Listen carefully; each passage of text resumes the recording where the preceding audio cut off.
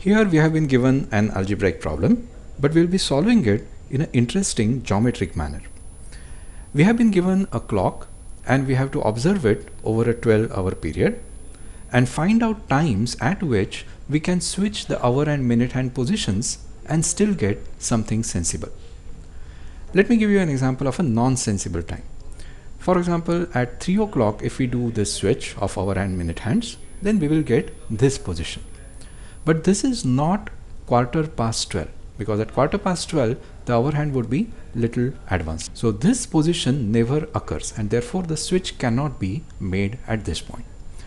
Well, now the solution. We start with x and y axis. Over the y axis we are going to take theta h, the position of the hour hand running from 0 to 360, and over here on the x axis we have taken theta m, position of the minute hand, again running up to 360. Then in this space or in this plane we can have all positions, sensible times and impossible times.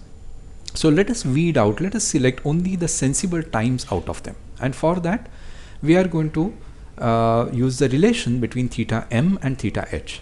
It's a linear relation.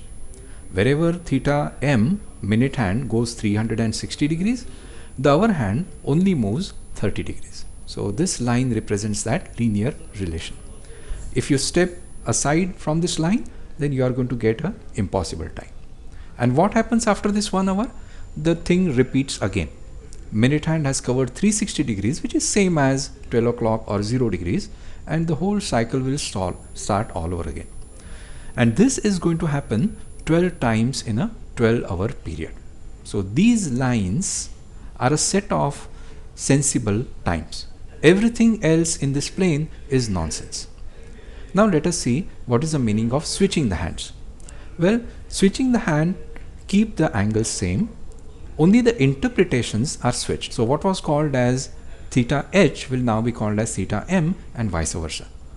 This amounts to switching of x and y coordinates, which is nothing but a reflection about y is equal to x line, the 45-degree line like this.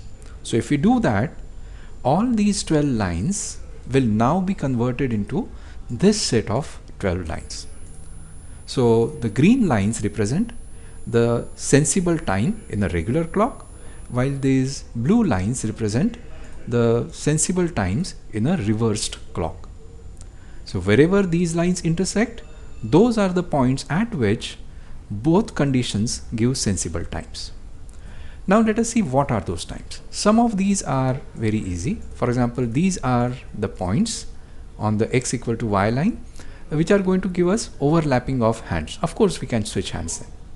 But more interesting are these times at which a different but sensible time results. Now let us see how MicroStation helps us figure out those times. We'll be using the facility of defining custom units in MicroStation. So instead of talking in terms of meters and centimeters in our diagram, we will convert them, or we will sort of interpret them as minutes and hours. We can even label them like that. And then we can even establish a relation of 60 minutes being equal to 1 hour. Having done that, it's just a matter of interpreting or reading the coordinates off. So for that I'll use this tool, annotation tool, and just read the values. So here we are. So if we make a switch at 41 minutes 57.4825 seconds after 4 o'clock, we will get a time which is 23 minutes 29 seconds after 8 o'clock. And this you can do anywhere at every point. So here is one time, here is one more time, here is one more time, here is one more time. So like that we can interpret all the 143 times. So that is the combined beauty and power of geometry and MicroStation.